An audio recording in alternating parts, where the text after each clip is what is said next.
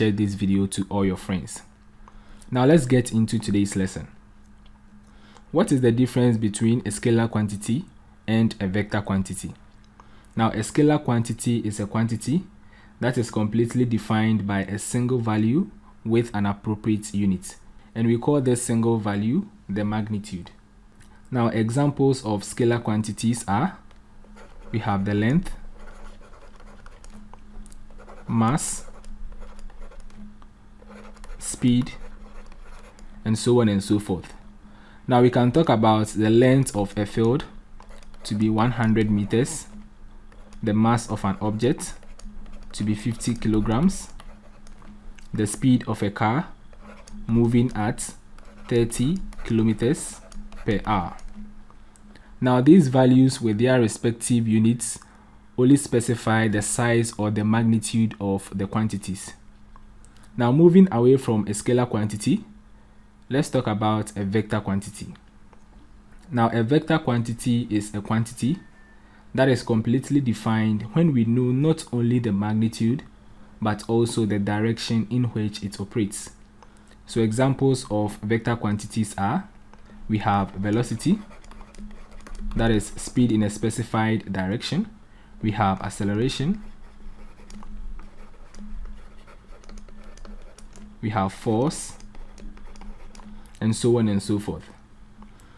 So saying that the speed of a car is 30 kilometers per hour, this is a scalar and it only specifies the size or the magnitude of the quantity. However, we can talk of the velocity of a car to be 30 kilometers per hour moving due east. So this time we have a vector quantity which specifies both the magnitude and the direction, which is due east. So in summary, a scalar is a quantity which only specifies the size or the magnitude of the quantity, whereas a vector is a quantity which specifies not only the magnitude but also the direction in which it operates. Now let's move on as we discuss some basic concepts of vectors. So let L be a straight line in a 2 or 3 dimensional space. Now this line can have at most 2 directions. That is, it can either be directed this way or that way. Now this line with any of the 2 directions is called a directed line. Now let's assume that we have 2 points, say A and B, on this line.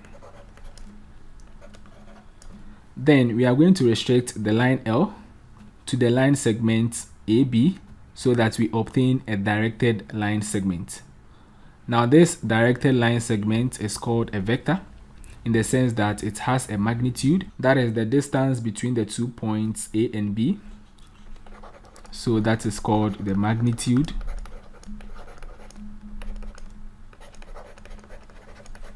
And it also has a direction. Now this vector V is denoted as vector AB and can be simplified as vector A. So we call this vector AB or simply vector A. And the arrow basically indicates the direction of the vector. So the point from where the vector AB starts is called the initial point. And the point at B, where the vector ends, is called the terminal point. So we can represent the magnitude of the vector AB this way, or better still, we can simplify that as this. So how then do we find the magnitude of a vector? So given 2 points,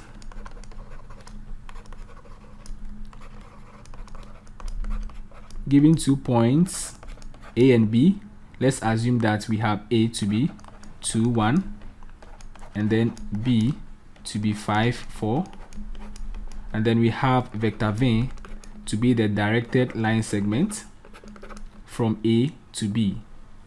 So now to find the magnitude of this vector, we first of all need to find the vector itself. Now let's assume this to be the initial point and this to be the terminal point.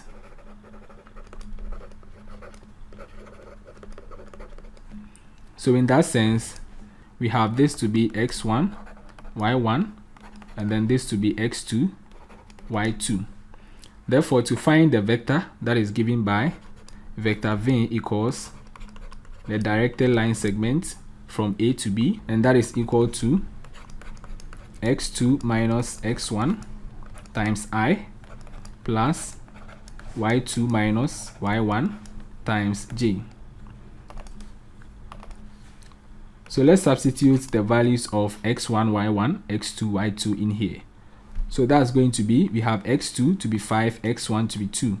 So that is 5 minus 2 times I plus we have y2 to be 4, y1 to be 1. So that is 4 minus 1 times j. So this becomes 3i plus 3j. So that is the vector AB, and that is equal to vector v. Now to find the magnitude of this vector, we say that the magnitude of vector v is equal to the magnitude of vector AB, and that is equal to the square root of the x component square plus the y component square. Therefore, we have this to be the x component and this to be the y component. Therefore, we have the magnitude of vector v to be equal to the square root of 3 square plus 3 square, and that is equal to 9 plus 9. Now 9 plus 9 is equal to 18, and that can be simplified as 3 root 2. So we have the magnitude of vector v, which is equal to the magnitude of vector AB, to be equal to 3 root 2 units. So in the same way, let's assume that we have a vector, say v, with components 2, 3, and 6. Therefore, the vector v is equal to 2i plus 3j plus 6k. So how do we find the magnitude of this vector?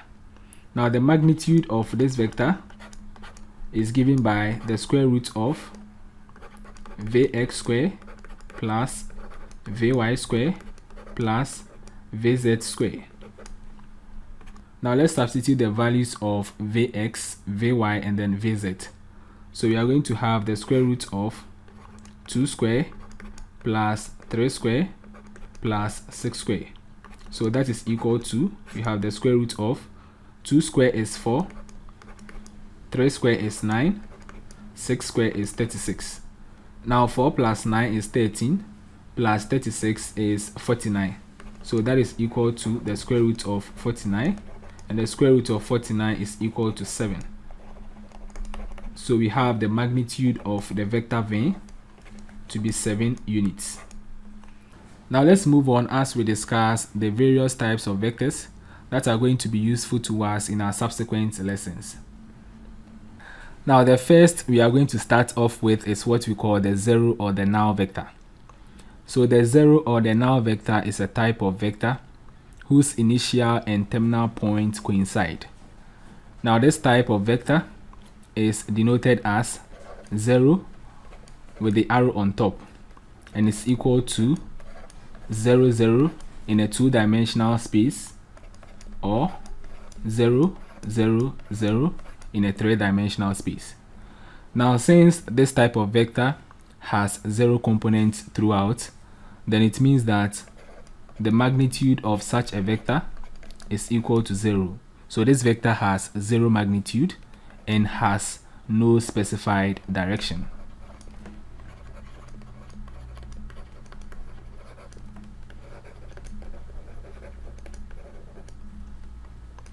Now let's move on to what we call the unit vector. Now a unit vector is a vector whose magnitude is unity, or better still, a vector whose magnitude is equal to 1. Now this unit vector is generally used to denote the direction of a vector, so that given a vector, say A, then the unit vector in the direction of this given vector is represented as A cap, and that is equal to the given vector divided by its magnitude.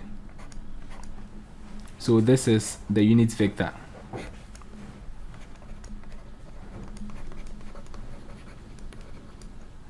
Now let's move on to parallel vectors. Now two vectors are said to be parallel if one is a scalar multiple of the other. So given two vectors, say A and B, then we have vector A equals lambda times vector B, where lambda is the scalar or the number. Now if lambda is positive, then what this primarily means is that the two vectors A and B are in the same direction. The two vectors A and B act in the same direction. However, if lambda is negative, then what this probably means is that the two vectors A and B act opposite to each other.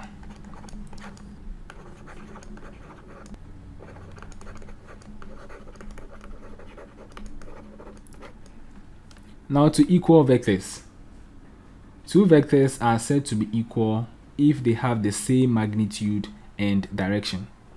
So given any two vectors, A and B, if these two vectors have the same magnitude and direction, then they are considered as equal vectors, which also means that their corresponding components are also equal. So given that vector A has components x1, y1, and vector B has components x2, y2. Now if these two vectors are considered equal, then it means that x1 is equal to x2, and then y1 is also equal to y2. Now let's talk about negative vectors. So assuming that we have a vector, say vector AB, then the negative of this vector is vector BA, which is equal to negative of vector AB. So that's it for today's video. Thanks for watching, and see you in my next video. Bye bye.